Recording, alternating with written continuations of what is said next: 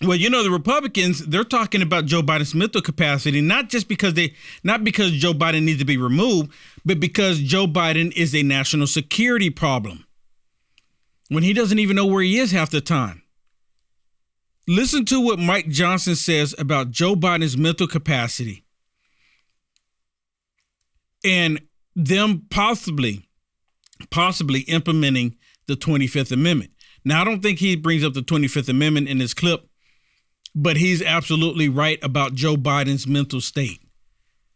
Joe Biden needs to be checked out, and they don't want to check him out because they don't want the information to come out that he's lost his mind. Morning, everybody. Thank you for being here. It is Ash Wednesday and also Valentine's Day, as has been mentioned. The American people are not feeling very loved right now, though. They're not feeling heard by the Biden administration. And I'm going to recap a few of the things that you've heard here this morning already. First of all, regarding this fitness for office of the president, Americans have been speaking out about the president's mental acuity and the double standards within his Justice Department. On Thursday, as you know, the special counsel confirmed that President Biden mishandled classified materials in a way that presented serious risk to national security. He broke the law, but he's not going to be charged. Why is that? Well, special counsel said that it decided not to indict the president in part because there are significant limitations on his memory, and a jury wouldn't convict him because he... And a jury wouldn't convict him. It's the same thing Comey said about Hillary Rodham Clinton. No reasonable prosecutor would look at this case because they didn't want to end up in the body bag. He would be presented as, quote, an elderly man with a poor memory. An elderly man with a poor memory. An elderly man with a poor memory. That's the reason why they won't even look at the case. No, he's an elderly man with poor memory. Look at the position that he's in. Look at the position that he's in. And they want to ignore the fact that he's an elderly man with poor memory. Do you want the person close to the nuclear football to have poor memory? Or do you want someone like President Trump? That did not inspire confidence among the American people. It's of great concern to us. Ultimately, they're indicting, remember now, the DOJ is indicting one president with politically motivated charges, and they are now carrying the water for another amid very similar allegations. Yep. A man too incapable of being held accountable for mishandling classified information is certainly unfit for the Oval Office. And everyone in this room, if you just ask yourself that question, you will come to the same conclusion. Yes, absolutely. Everybody will come to the same conclusion. I think everyone has. The government state media, they try to suppress the information as much as possible because they're the government state media. NBC, ABC, CBS, MSSTD, Communist News Network. None of them ever want to talk about Joe Biden's mental state when we all been seeing it all this time. But then it's just getting to that point to where they're like, well, we really can't ignore this because it's making us look bad, like we don't know what we're doing or what we're talking about. When they don't, it's clear that they don't. They're all crazy. Well, listen to this young man talking about Joe Biden again. Joe Biden needs to go, but Kamala Harris needs to go too. I say we just go ahead and fast track and put Mike Johnson in. And a lot of people don't like Mike Johnson, but let me ask you a question. Would you rather have Mike Johnson or Kamala Harris?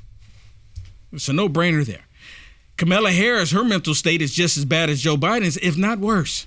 I want to just state the obvious. If you're not cognitively fit to stand trial or to answer accusations against you, you're obviously not cognitively fit to be the president, our commander-in-chief, and our head of state.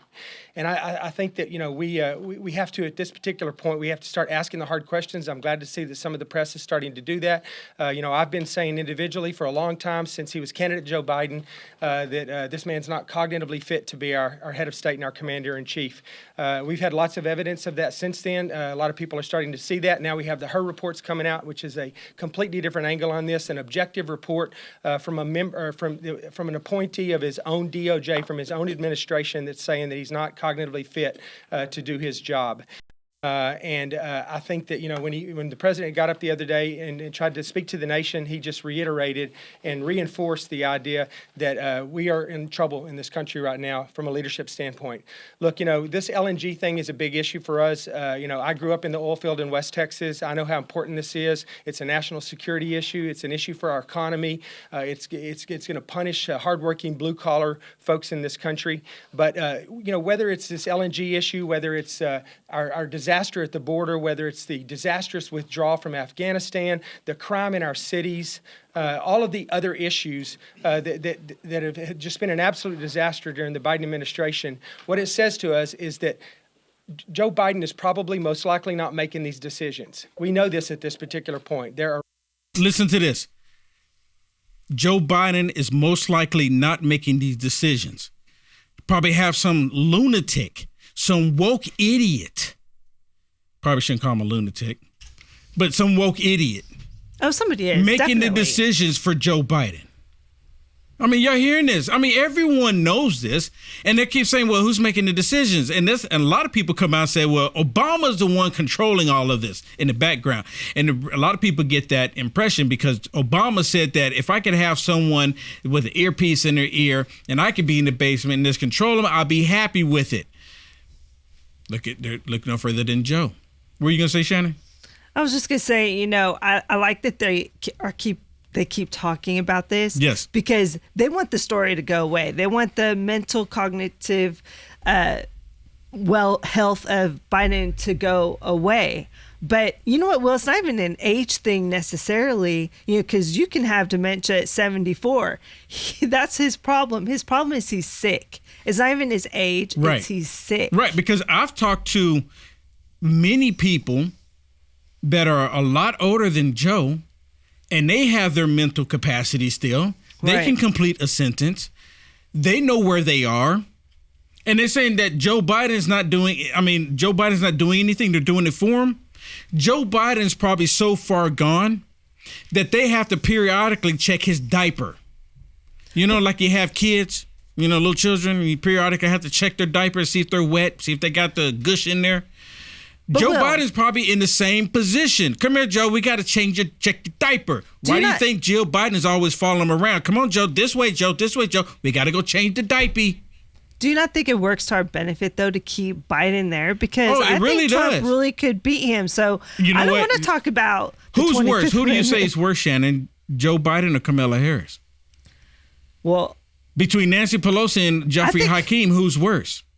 Hakeem Joffrey is a lot worse. Yeah, and I think Kamala Harris is worse than Biden. And Kamala Harris is a lot worse. If you can even just imagine that. Only because she won't listen to anybody. Oh, she doesn't. I mean, she doesn't even listen to herself. She look in the mirror and argue.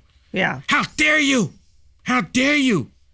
Listen to some more of this, everybody. Radical extremist in the West Wing, whether it's climate extremist or whether it's the globalists that are making a lot of these decisions. These decisions are not coming from President Biden. These are coming from other folks within the White House with different agendas, with agenda that's not America first, that's not in the best interest of this country. So I just want to let everybody know that we are going to continue to make this an issue. I will be introducing another letter today. This will be the 5th letter that I've introduced, that I've sent to the president. This will go directly to President Biden. It will CC every member of his cabinet, and it will insist that he come forward and be honest with us about his physical and his mental capabilities and his exams. He's not going to. They're not going to. And they're going to say they don't know. The doctor already cleared him. The doctor looked like they got a video from Joe Biden that was highly edited, and the doctor apparently already cleared him. Karine Jean-Pierre just already said that the doctor cleared him, and we're going to go with whatever the doctor tells us. Yeah, I mean, let's be honest. If they knew he could pass a cognitive test, they would have give him it do to it. him. They would have him do it. But they know he can't, so it's off the table. They would have him do it. So look at this video. Here's Joe Biden. He comes out, and let me tell y'all, for those of you that don't know, you said it was an hour, right, Shannon? Yeah, he called He called this press meeting, right? Yep. Mm-hmm. And then he made him wait for an hour. Yep. And why do you think he made them wait for an hour? It wasn't him. It was his staff making them wait an hour. What do you think that is? Why do you think that is? Somebody said that maybe he forgot he called the press conference. He forgot he called it. That's just what they're speculating. You know what? That's appropriate. He seemed like he was half asleep when he walked out. Look at the way he walks. Yeah, watch this, everybody. Watch how he comes in the room. I feel like he has to concentrate so much in order to walk a straight line. He's walking in trying to, like he's walking in with authority. Because he's automatically, first thing he does is tell everyone, hey, I'm not taking any questions. I'm going to take your questions tomorrow. And with all this information that came out today, he's not even taking any questions today. Have you seen him take any questions, Shannon? I've been looking. Have you seen any? Oh, no. But listen to this. Watch this. Good afternoon. Before we begin, I'm going to make this statement. Let us stand in the zone. I'm not going to take any questions, but I'll be taking questions tomorrow and the next day. I'm not going to be taking any questions, but I'll be taking questions tomorrow and the next day. You know what? He doesn't want to answer questions for Bob Alinsky. Had his hearing the other day. He doesn't want to hear about his age. Nope. And they're going to ask all those questions today. Is it about the CIA coming out saying that, that they were spying on Trump? He doesn't want to answer for that. Nope. And now we have this. All of a sudden, we have this escalated security threat. Yeah, he doesn't want to answer for that. All over it. NSA's all over it. Imagine that. Well, listen to Joe Biden here. And again, this is someone who they're saying has his mind completely to him. He's perfectly fine. He's sharp. He's sharp. Let me ask y'all a question. When the federal government is wanting to send $95 billion to foreign countries, do you think that $95 billion is going to replenish? Is that money going towards replenishing all of the military surplus that we send to these countries? Or is that basically like a blank check going to these countries? Which one is it? Is the money going to the countries, or is the money going to finish or to replenish our military surplus that would benefit the United States of America? Which one is it? I mean, it's a no-brainer here, right? They're wanting to put a check. They want to deposit money into those accounts. I mean, basically what I think Biden's doing here is he's trying to say, hey, listen, this $95 billion is going to bring jobs to America. That's what I feel like he's doing here. He's trying to justify it some way. Listen to this. Yeah, listen, everybody. And the way it works is we supply Ukraine with military equipment from our stockpiles. And then we spend our money replenishing those stockpiles so our military has access to them. Stockpiles that are made right here in America by American workers. Now, did you hear him? He's slurring his words there. He can't even say stockpiles. Something is wrong with this dude. Something is truly wrong with him. Something's truly wrong with him. And they're not taking the money and replenishing our stockpiles. They're saying how many years it's going to take?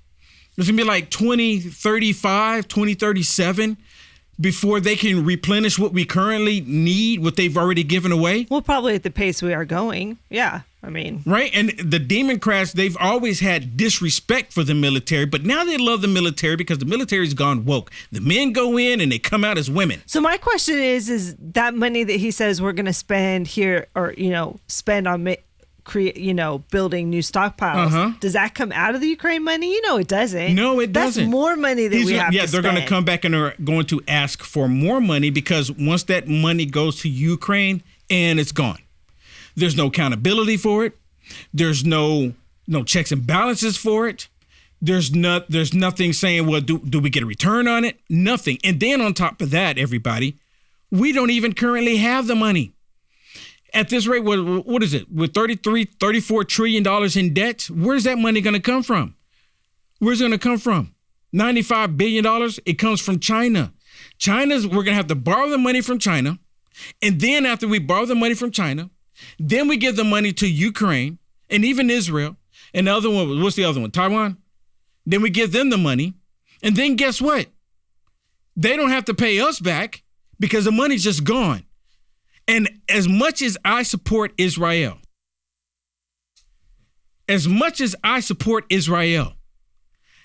I'm saying that we don't need to fill the bank accounts. I'm saying that because Israel is a rich nation. And we don't need to give them money. Give them, look, I'm a Christian. I'm a Bible-believing Christian. You can even call me a Christian nationalist because I put Christ first. But we don't need to fill the bank accounts. Help them militarily, yes. But no money. Stop doing that. But they don't want to do that because this is the best way for them to launder money.